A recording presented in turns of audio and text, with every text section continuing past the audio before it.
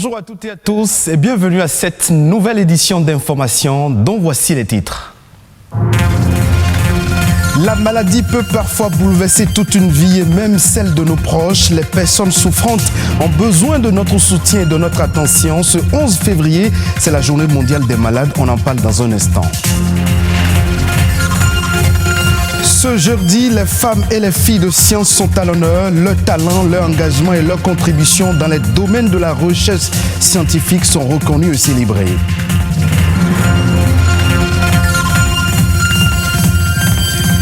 Vous le savez sans aucun doute, le sport réunit les peuples et renforce les liens entre les personnes qui le pratiquent. On s'interroge dans cette édition sur la place du sport dans l'intégration sociale.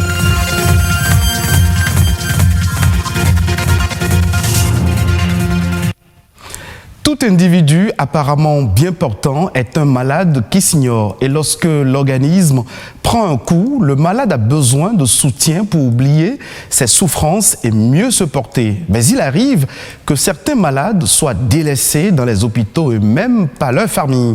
C'est pour redonner à tous l'envie d'aider et de prendre soin des personnes souffrantes que le pape Jean-Paul II a institué la Journée mondiale des malades qui est célébrée le 11 février de chaque année. Nadège Omoladesani nous rappelle ici l'historique de cette journée et son importance pour un meilleur accompagnement des patients. Ayons un peu de compassion pour les malades. C'est une invite du pape Jean-Paul II. Il instituait le 11 février 1992 la Journée mondiale des malades. Une occasion pour rappeler que l'accompagnement des personnes souffrantes est une priorité évangélique et la date du 11 février choisie à dessein coïncide avec la commémoration de Notre-Dame de Lourdes. En effet, Lourdes est un lieu de pèlerinage pour les chrétiens, parmi lesquels de nombreux malades attirés par la promesse de réconfort et de guérison que représente ce lieu. Depuis plus de 20 ans, une messe internationale est dite ce jour par plusieurs religieux venus d'horizons divers. Des milliers de pèlerins, constitués de malades et de gardes malades, y prennent part. Pour marquer la célébration de cette 29e journée, le pape François déclare que cette journée est un moment propice pour réserver une attention spéciale aux personnes malades et à celles qui les assistent, aussi bien dans les lieux dédiés aux soins qu'au sein des familles et des communautés. Alors qu'il est difficile de se rassembler pour célébrer Notre-Dame de Lourdes ou pour accompagner des malades cette année, l'apostolique rappelle l'importance de la relation de confiance pour le soin des malades. Ma pensée va en particulier vers tous ceux qui dans le monde entier souffrent des effets de la pandémie du coronavirus, a déclaré le pape. Bien que cette journée ait un sens tout particulier pour les chrétiens, il n'est pas nécessaire d'avoir des convictions religieuses pour apporter son aide et sa compassion à des personnes souffrantes. L'attention que l'on porte à une personne malade, l'amour qu'on lui donne, tout cela concourt à son apaisement et même à sa guérison. D'après les spécialistes, même le rire peut avoir des effets thérapeutiques et aider à la guérison.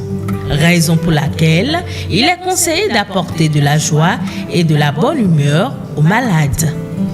Les malades ont aussi des droits qu'il convient de connaître, entre autres l'information aux patients et le consentement aux soins.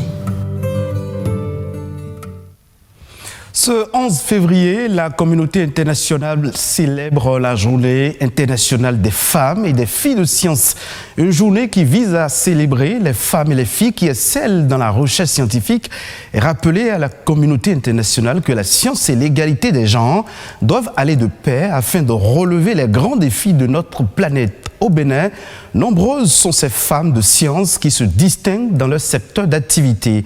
Karine Kellomer, enseignante-chercheur à l'université d'Abomey-Calavi, nous parle ici de son parcours de femme de science. J'ai obtenu mon baccalauréat en 1996. C'est C'était un baccalauréat scientifique de la série D que j'ai obtenu avec la mention assez bien.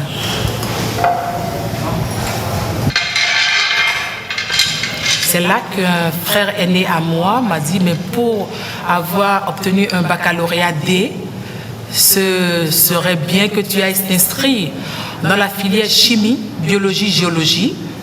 Et cet engouement s'est poursuivi à l'université lorsque je me suis inscrite en chimie, biologie, géologie en première année, en deuxième année. Et à la fin de la deuxième année, il fallait faire un choix pour la suite en année de licence. À côté de cette fonction d'enseignant-chercheur que je viens de décrire, j'ai occupé des fonctions administratives qui m'ont vraiment permis d'acquérir de l'expérience dans ce domaine-là. Déjà en 2008, je me suis retrouvée au poste de chef adjoint du département des sciences de la Terre, une expérience que j'ai faite pendant 2 ans. Et au bout de cette expérience, mes collègues ont bien voulu me confier la gestion du département, où j'ai pu cumuler 2 mandats de 2 ans. Donc pendant 4 ans, j'ai été chef du département des sciences de la Terre. À la suite de cette expérience, c'est le rectorat de l'université d'Abomey-Calavi qui m'a invité à assister le directeur du centre universitaire de formation continue. On m'a nommée comme la directrice adjointe de ce centre-là. Et avec le professeur Policomac, c'était encore une autre école.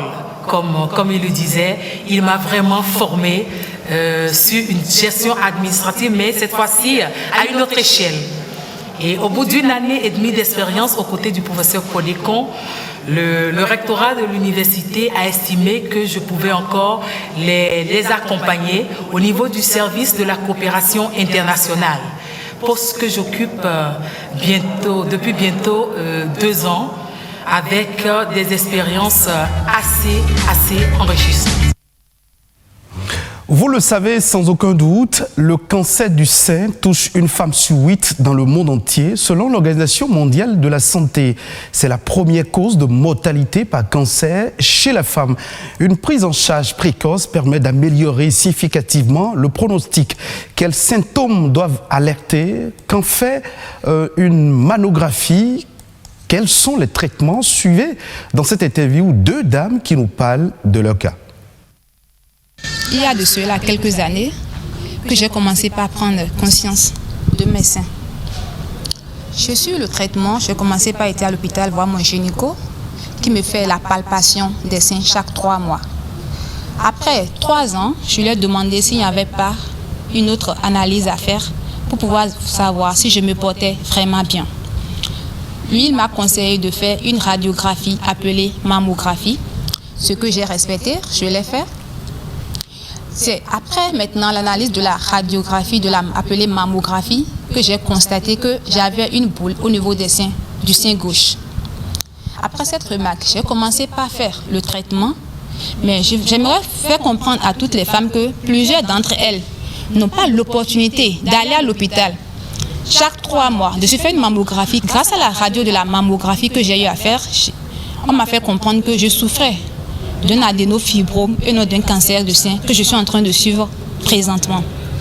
Donc je conseille à toutes les femmes, je demande surtout au ministère de la Santé d'accompagner les femmes africaines, surtout les femmes béninoises, pour qu'on puisse lutter contre ce mal.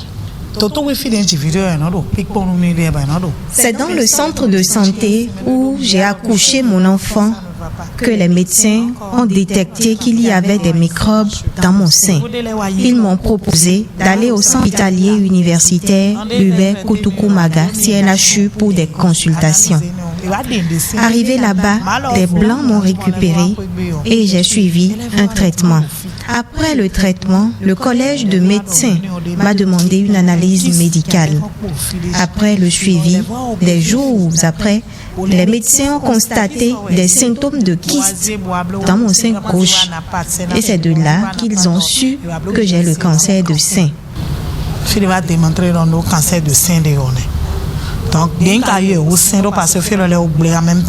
Après des traitements, et avec la grâce de Dieu, je suis aujourd'hui guérie. La maladie a beaucoup de conséquences. C'est pourquoi, des mois après, j'ai même remarqué que le mal est apparu dans ma gorge.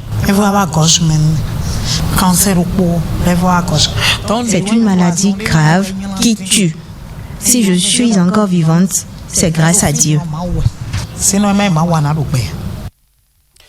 Nous parlons à présent du sport d'entretien, un phénomène social moderne basé sur le fair play et qui est porteur de valeurs universelles. Au-delà de son bienfait pour l'organisme, il apparaît de plus en plus comme un vecteur d'intégration sociale puisqu'il permet aujourd'hui de pratiquer une activité d'apprentissage de la vie en société et constitue un atout d'intégration sociale. Le reportage. L'instant d'une matinée dominicale, ces hommes et femmes de différents âges sont rassemblés pour un idéal, le maintien de la forme physique à travers des exercices sportifs. Mais pour cette communauté, au-delà d'un simple moyen d'entretien, le sport est un creuset d'échange et de socialisation. Et des avertis en parlent. Nous faisons le sport pour le bien-être physique. Nous faisons le sport pour le bien-être mental. Et nous faisons le sport pour la socialisation. Et parlant de la socialisation, quand on se retrouve en sportif, on échange, on communique et on trouve des solutions aux difficultés qui minent certainement la population. Donc, je dirais un creuset d'échange, le sport. Quand tu fais le sport, la maison se porte très bien, la famille se porte très bien et tu as des rencontres, des échanges dans tes sports. En tout cas, c'est un grand creuset, le sport. Le sport permet de s'exprimer, de se libérer des agressivités envers les autres et de lutter contre le repli sur soi. Il occasionne ainsi des rassemblements de masse et des manifestations qui offrent de véritables moments de convivialité et de partage entre individus. Ces hommes et femmes l'ont si bien compris et ne ratent jamais une messe sportive en communauté. Faire du sport, c'est vraiment très important. D'abord pour la santé d'abord, et de deux, ça nous permet de s'évader, ça nous permet aussi de consolider les amitiés et aussi rester dans des groupes, c'est très important. Le sport, en fait, c'est un truc qu'il faut vraiment prendre ça au cœur. Et je demande aujourd'hui à mes soeurs, à mes mamans, que vraiment, si tu pratiques le sport, c'est que tu économises tes sous, non seulement tu te portes bien, mais tu évites d'aller à la pharmacie pour aller gaspiller ton argent pour rien. Au-delà de ses bienfaits pour l'organisme, le sport supprime de façon indirecte les différences entre les classes sociales des individus, surtout chez les jeunes. Il est une activité d'apprentissage de la vie en société et de réintégration. Pour des spécialistes, psychologiquement, le sport peut former aux obstacles de la vie courante. Il apparaît donc comme un vecteur d'intégration sociale permettant à chacun de se découvrir des talents à mettre au service de la communauté.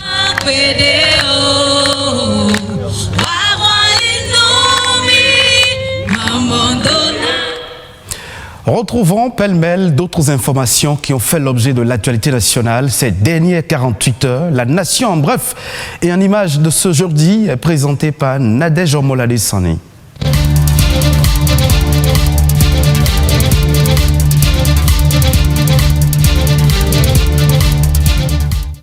La dette publique du Bénin reste viable et le risque de surendettement sera modéré en 2021, selon la stratégie annuelle d'endettement de l'État annexée à la loi des finances 2021. Le plafond des engagements de l'État est fixé à plus de 1600 milliards de francs CFA, soit 16,12% du PIB, avec un accent sur le rallongement de la maturité des titres publics.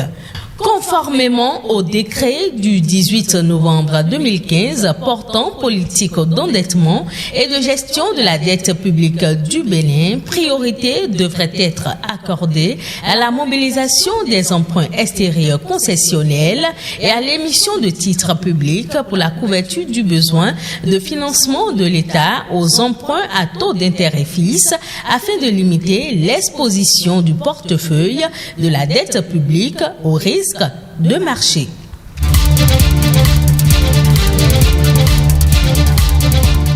Les relations entre le Bénin et la Chine se renforcent davantage. La Chine vient de faire un don de plus de 4 milliards de francs CFA au Bénin pour la réalisation de projets de développement. L'accord de coopération économique et technique a été signé mardi dernier. Ce fonds servira à financer plusieurs grands projets d'investissement dans plusieurs secteurs.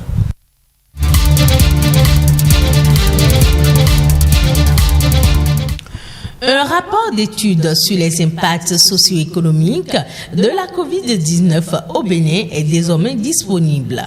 Ce document est le fruit d'une collaboration entre le système des Nations Unies, les décideurs béninois et les partenaires au développement. Selon le représentant résident du PNUD au Bénin, l'objectif général de l'étude est d'identifier les canaux de transition et d'évaluation des impacts de la COVID-19 sur les plans économiques, sociaux et environnementaux au Bénin.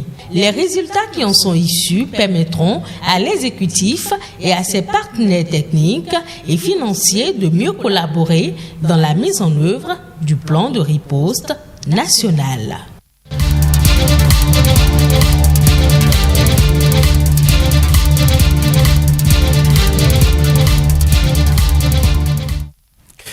Merci de nous avoir suivis. Retrouvez cette édition sur le site de l'ORTB, www.ortb.bj.